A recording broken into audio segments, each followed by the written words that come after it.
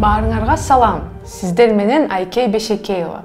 Бүгүнкү чыгарылышта биз президент Садыр Жапаров жакында болжолу менен канчага учкан талкуулайбыз. Президент 20 августта Венгрияга учуп кетти. Президенттик администрациянын сайтында учактын сүрөтүнүн жоктугу таң калыштуу деле эмес.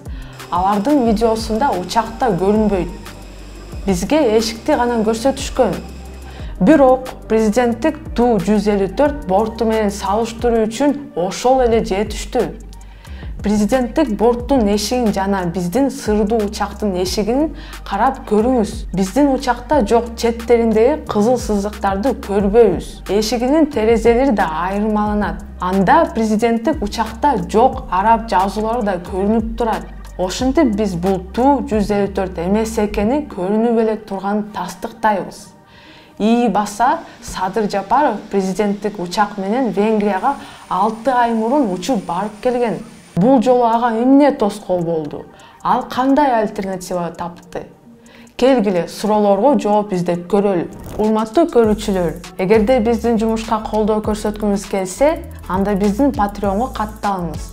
Биз улантабыз. FlightAware сайтынан биз Бишкектен Будапештке учкан QQI 897 рейсин таптык.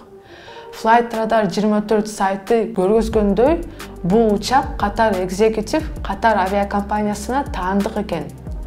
Ал эми Planet Finder сайтынан биз учактын бортунун номерин билдик.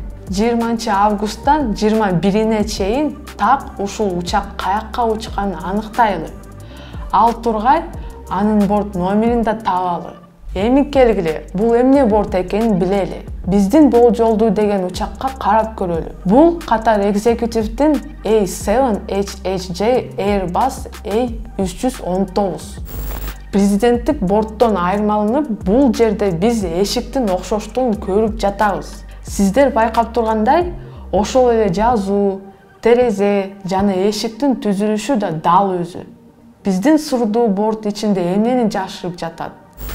Бул видео турдан биз Садыр Жапаров учуп келген ушул учак экенин так аныктап жатабыз.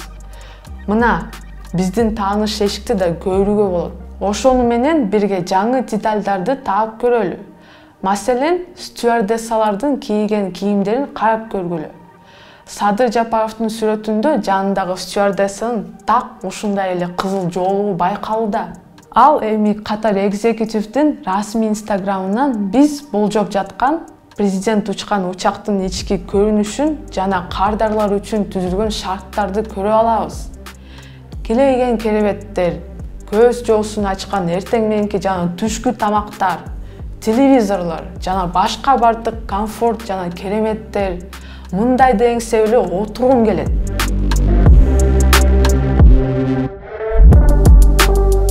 Эмесе бул кереметтин баары канча турат деп ойлойсуз?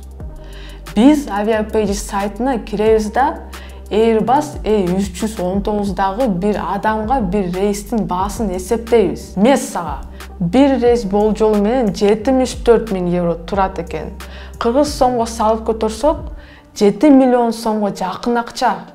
Ушул рейске да болжолу менен ушундай эле сумманы коротушса керек. Сиздер эшекке минип бармак беле дешиңиздер мүмкүн.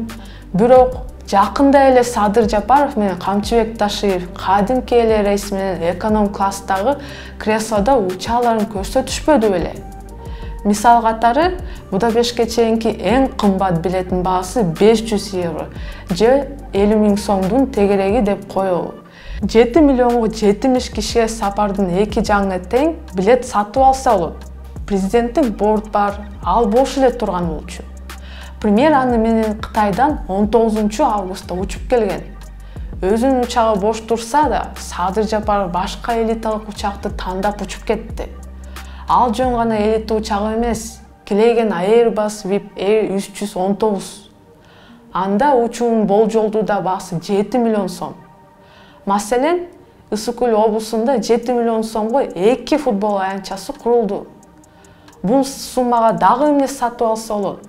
Комментарийлерде жазыңыздар. Ушуну менен бүтүрөлү.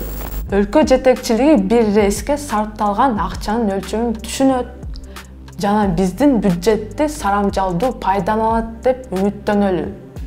Кайрадан жолугушканга чейин.